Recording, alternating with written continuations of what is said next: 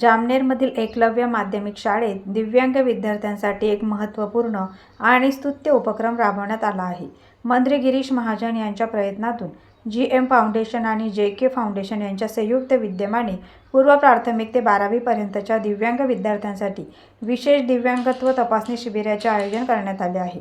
या शिबिरात शासकीय जिल्हा रुग्णालयातील तज्ज्ञ वैद्यकीय अधिकाऱ्यांनी विद्यार्थ्यांची तपासणी करून आवश्यक मार्गदर्शन केले. या उपक्रमांमुळे अनेक विद्यार्थ्यांना दिव्यांगत्वाचे अधिकृत प्रमाणपत्र मिळण्यास मदत होणार आहे. विशेष म्हणजे 40% अधिक दिव्यांगत्व असलेल्या पात्र विद्यार्थ्यांना शासनाकडून दरमहा 2,500 रुपयांची आर्थिक मदत मिळणार आहे. ही माहिती मंत्री गिरीश महाजन यांचे निकटवर्गीय JK चव्हाण यांनी माध्यमांशी बोलताना दिली. आरोग्य सेवेसाठी सातत्याने पुढाकार घेणारे मंत्री गिरीश महाजन यांचा हा उपक्रम समाजातील गरजू विद्यार्थ्यांसाठी मोठा आधार ठरत असून पालक आणि नागरिकांकडून त्यांचे सर्वत्र स्वागत आणि कौतुक केले जात आहे. दादा काय सांगाल, वाढदिवसानिमित्त तुम्ही या उपक्रमाचे आयोजन केलेले आहे, किंवा ही संकल्पना कशी समजली?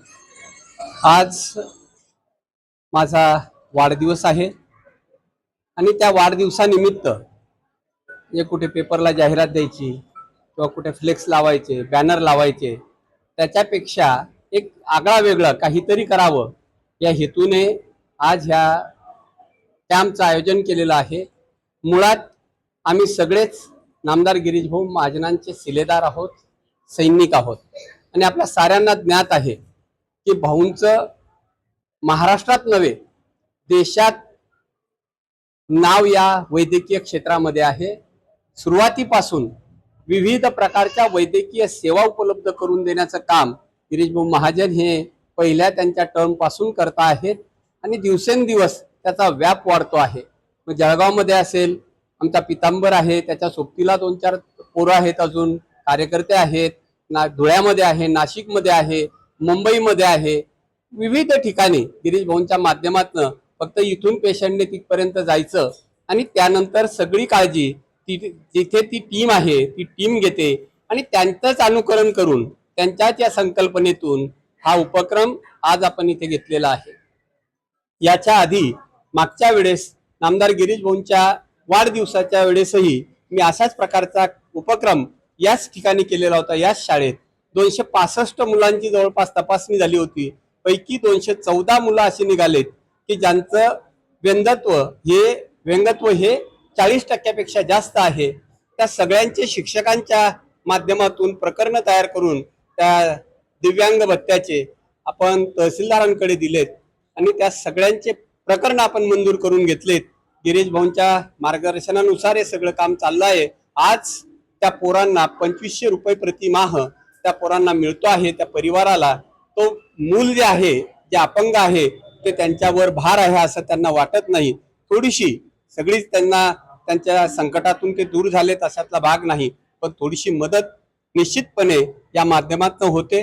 या सगळ्या उपक्रमासाठी विशेषत्वाने जिल्हा परिषद शाळेचे जे शिक्षक आहेत, मग ते विद्यार्थ्यांचं स्क्रीनिंग करणे, त्यांना शोधणे, त्यांचे फॉर्म ऑनलाईन भरणे, त्यांचं इथे सगळी अरेंजमेंट करणे, हे त्या शिक्षकांच्या माध्यमातून हा सगळा उपक्रम इथे राबवला जातो आहे.